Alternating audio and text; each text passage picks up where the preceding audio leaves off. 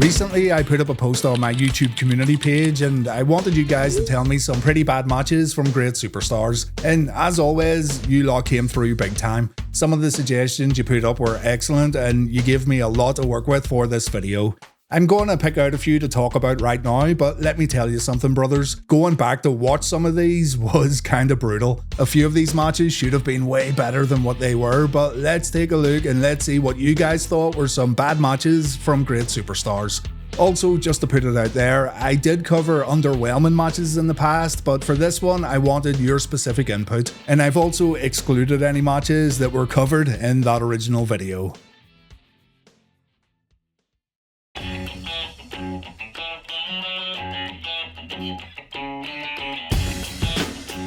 Two company flag bearers right here going head to head at WrestleMania. Shawn Michaels is the heel WWF champion and leader of D-Generation X. Steve Austin's the WWF's biggest, most popular babyface who goes into this one looking for his big crowning moment.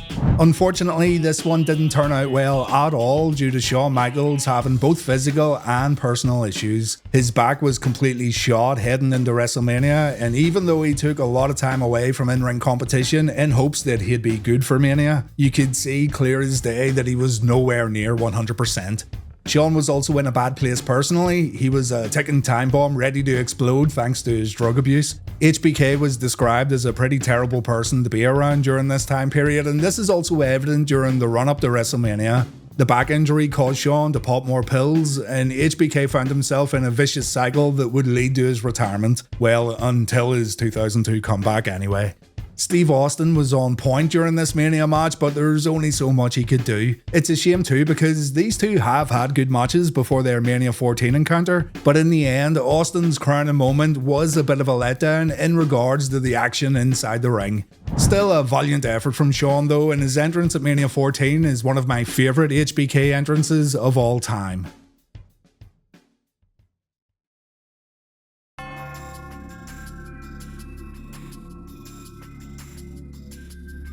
Not only could this Goldust vs Stardust match have been a lot better, but their whole rivalry could have been a lot better.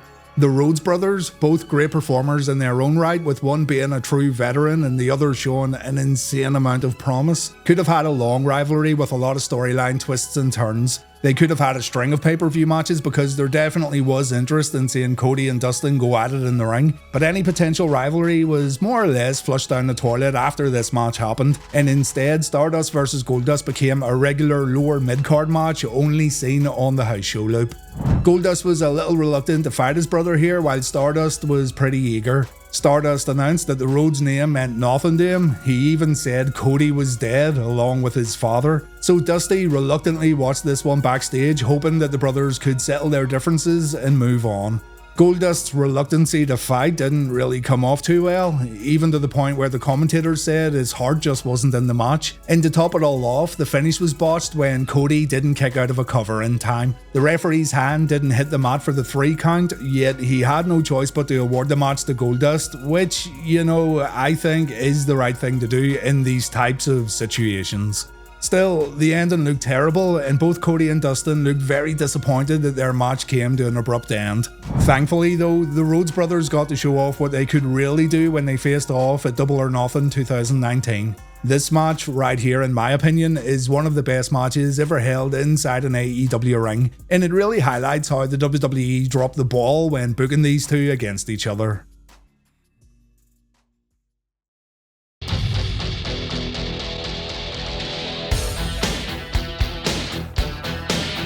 Two bona fide legends right here in an I Quit match, with another legend serving as the special guest referee, the one and only Roddy Piper.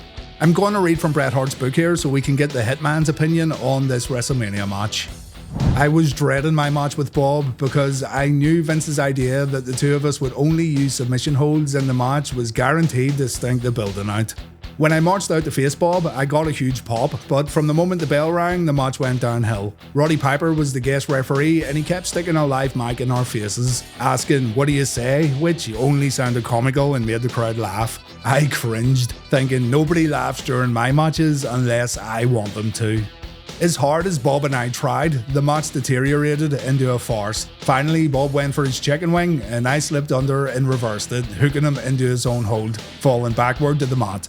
Bob was finding out, as I had, that the hold hurt like hell. So bad that as Roddy stuck the mic in Bob's face and asked, "Do you give?" Bob could only manage to scream, "Yes." Bob was specifically supposed to say, "I quit," but with the painful hold cutting off his air, Roddy finally had no choice but to ring the bell and declare me the winner. This was, without a doubt, my worst pay-per-view match ever.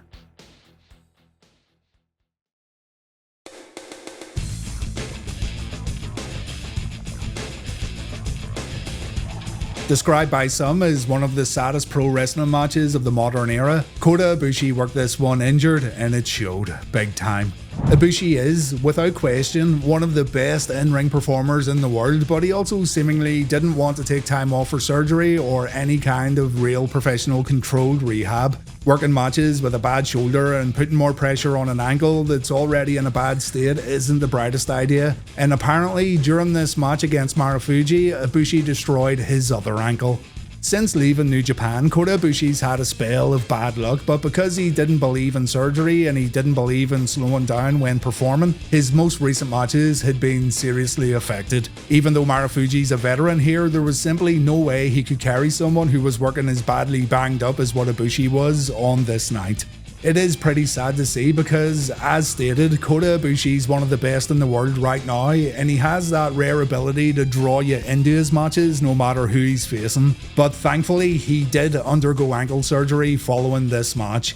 He didn't make any post-match comments, he went straight to hospital, and now fans are eagerly awaiting his comeback where hopefully he'll come back at 100%.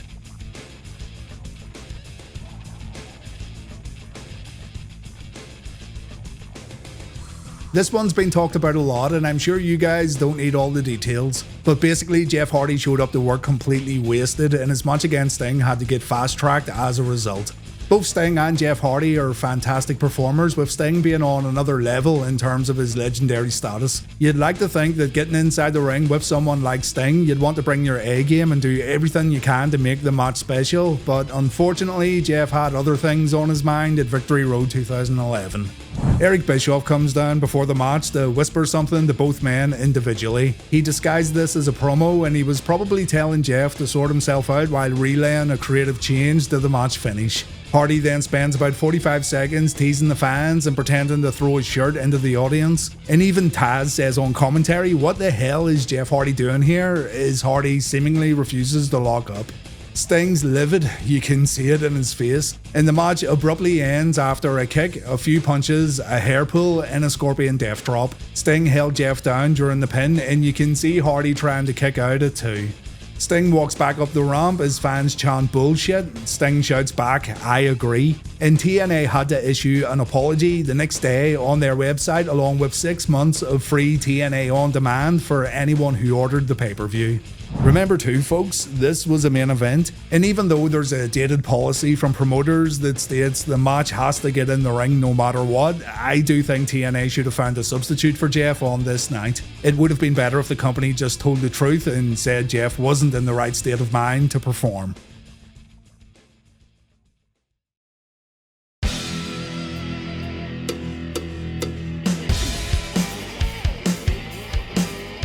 Sting is, without a doubt, a legend of pro wrestling. The Great Muta, without a doubt, is also a legend of pro wrestling. Vampiro's status is, well, it's not really a conversation when compared to Sting and Muta, but at the same time, when he was switched on, Vampiro could definitely go. He just wasn't in the same league as his opponents right here. Still, Vampiro should have been the workhorse for this triple threat match, seeing as he was the youngest competitor in the ring, but my god, was this one terrible. I'm a huge Muta fan, and if I was put on the spot and forced to choose, I'd say Muta was my favourite Japanese wrestler of all time. But you gotta be honest too, he phoned it in during his later days in WCW. He was getting on to a bit, to be fair, but the Muta we got towards the end of WCW did not show him in the best light possible. As a matter of fact, I don't think many fans would have cared about him all that much if they didn't know anything about his history. There was very little effort from Sting here too. The match felt incredibly half-hearted. It's more or less a 2-on-1 match with Sting beating both of his opponents after Muta and Vampiro turn on each other. You've also got the ICP and Mark Madden providing commentary for this one, so the match audio's just as bad as the action in the ring.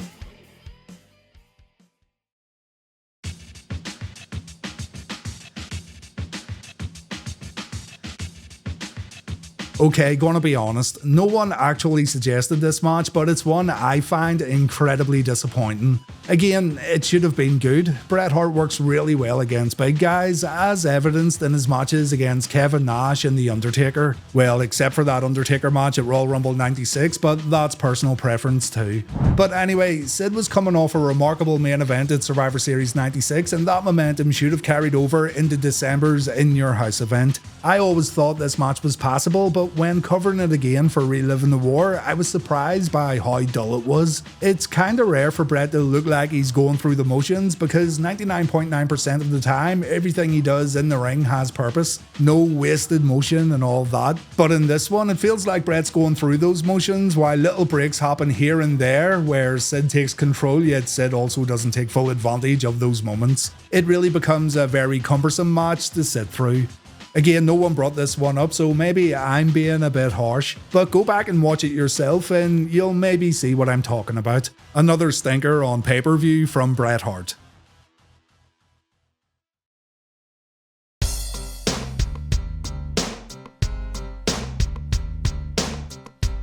I want to do a deep dive into Randy Savage's 1999 WCW run because, man, it was bad. It was hard to believe sometimes that this was the same guy who set the wrestling world on fire during the late 80s and early 90s. And, you know, I get it too. Macho was getting older and he was also working for a company that was seemingly hell-bent on self-destruction. But Randy's in-ring performances had also taken a severe nosedive after he left the NWO, and honestly, the last good matches he ever had was against Diamond Dallas Page in 1997. Injuries are also to blame here too. Macho had to take time off to recover from 2 major knee surgeries, so it's understandable why he wasn't the same performer upon his return. Macho had a ridiculous amount of name value. He could also deliver promos like no one else in the business. He updated his look and he now had Gorgeous George along with Team Madness by his side. But put him in the ring against Kevin Nash in a pay-per-view main event and there was no way this one wasn't going to be bad. Both wrestlers weren't great. It's all kicks, punches, strikes and chokeholds. And ironically, the best move of the match came when Miss Madness interfered and she delivered a missile dropkick to Kevin Nash. Big Sid returned to WCW at the end of this one. Nash wins via disqualification, and the rivalry continued on until the next pay-per-view.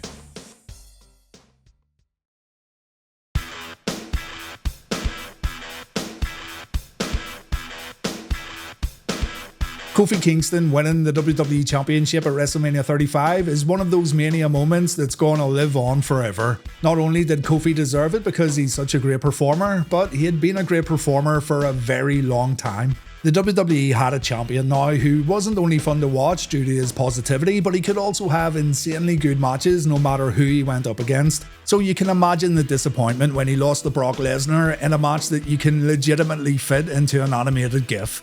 It took Brock a mere 7 seconds to put Kofi away with an F5 and fans were livid. They were angry that the match wasn't competitive, they were angry that Kofi's run came to a really unceremonious end, and they were angry that the WWE were seemingly going back to having Lesnar as champion who didn't work a full-time schedule. The title change was done because Cain Velasquez was coming into WWE and he and Brock Lesnar were going to face off at the Crown Jewel pay-per-view, and that match was absolute dog shit too. So it's a case of the WWE focusing on business rather than keeping fans happy with a champion that everyone adored. I mean, yeah, it is all about making money, but fans still to this day call Kofi vs Brock one of the worst booking decisions WWE ever made.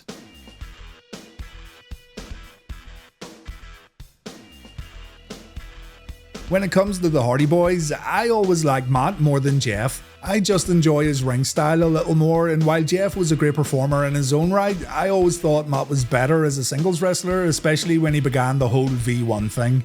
The broken Matt Hardy stuff elevated Matt during a time when many thought his best days were behind him, and after a good run in TNA, he found himself returning to WWE before landing in All Elite Wrestling in 2020. At the All Out show that year, Matt took on Sammy Guevara, a very talented wrestler but one who doesn't have the same experience as someone like Matt. And in this Broken Rules match, Matt would have to leave AEW if he didn't beat Sammy. Unfortunately, Matt would end up leaving this show in an ambulance because he smacked his head on the floor when Sammy tried to spear him from a scissor lift through a table. It wasn't Sammy's fault, by the way. The table and the competitors were just in the wrong position. Incredibly, the match continued after this pretty horrific bump. Tony Khan said in a media video posted after the show that he sent a doctor to Matt and Matt said he'd be willing to continue. The doctor apparently gave Hardy clearance to keep going, but it's one of those instances where common sense should have prevailed and the match should have been stopped. Apparently, according to Matt the next night, he passed the MRI and the CT scans just fine. Tony Khan announced that Matt was not diagnosed with a concussion, but still, Matt took time off and he didn't wrestle again for 2 months, which should really tell you all you need to know. Do you smell what The Rock is cooking? The Rock and John Cena met one-on-one at WrestleMania 28. They had a year to build the match up and I thought they did a tremendous job. From the verbal jabs in the ring to ripping each other apart on social media, these two did make you feel like they truly disliked one another and it made their Mania 28 main event hold a lot more weight. The match was billed as once in a lifetime, meaning you'll only ever see these two compete against each other once and that's it. But the WWE just flat out lied to everyone and they booked Cena vs Rock again for Mania the following year. Everything about the rematch was pretty terrible. The build didn't have nearly as much heat as the year before. The way Rock took the WWE Championship from CM Punk before Mania was met with criticism, and the match itself didn't have the same must-see feeling that their previous match had. When it was time to ring the bell, Rock and Cena kinda went through the motions, and then the final 3 or 4 minutes was just both guys performing finishing moves on one another. If you want to see false finishes done to perfection, check out HBK vs Undertaker from Mania 25. If you want to see them done wrong, then check out Cena vs Rock at Mania 29. It's like the moves look weaker and weaker as the finish draws nearer, and the final attitude adjustment from Cena has no impact at all. At that point, it's just another move. The crowd booed both men after the match. Cena and Rock shook hands in the ring. They celebrated together on the entrance stage and the New Jersey fans hated it. Honestly, I thought this one was dead in the water weeks before Mania took place, and it's kinda surprising too when you consider how huge Rock and Cena were and still are.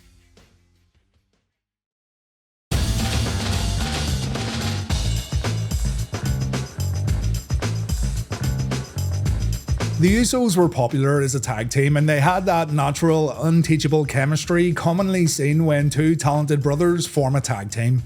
When Jey Uso left the bloodline, his popularity skyrocketed while Jimmy stood beside his tribal chief Roman Reigns and he stayed a bad guy.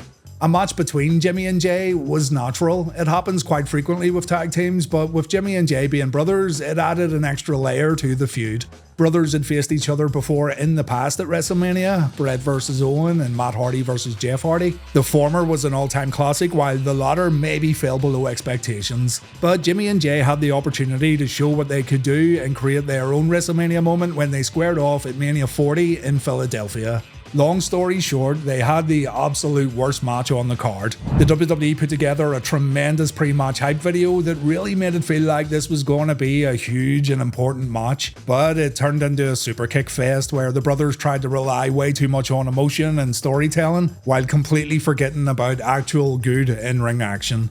It's a shame too because these two could have tore the house down, but instead they leaned way too much into the theatrics of it all and it didn't pay off. Mania 40 is now considered as one of the best of all time, but unfortunately night one was probably a night the Usos would like to forget. Even Jey admitted that the match wasn't good and he felt disappointed when all was said and done.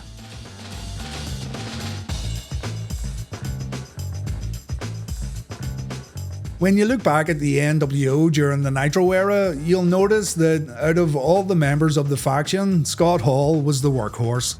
Hall had more TV matches than any other member, he almost always put on good performances, and he had no trouble putting guys over who were perceived as being lesser than Scott and the entire NWO. You'd like to think that Scott could have a great match against his big buddy Kevin Nash, and indeed, these two did work quite well against each other in WWF. The problem here though was the fact that WCW were presenting Scott as a drunkard on TV. They were trying to blur the lines between reality and fiction, which in turn left fans with one of the most embarrassing storylines in the company's history. The match Scott had with Kevin stemmed from Hall's issues. Nash wanted to help Scott even though both men were on opposing sides of the NWO, but Scott had no interest in getting any help. By the time the bell rung at Halloween Havoc, it looked like Scott had finally cleaned up a little and he was ready to give his old friend the match he so badly wanted. But instead of showing everyone that the bad guy was back on track, Kevin would end up beating Scott so badly that Big Sexy would feel remorse for his friend. He ended up walking away from the match after annihilating Scott, so fans never really got a true winner. From bell to bell, the match wasn't good. You expect way more, not because it's the outsiders going to war, but because Scott Hall's in there with someone he actually enjoys being around. Fans didn't want to see the outsiders split up either, and by the end of the year they were back together, so yeah, all in all, it was pretty forgettable and just another mistake from the folks at WCW.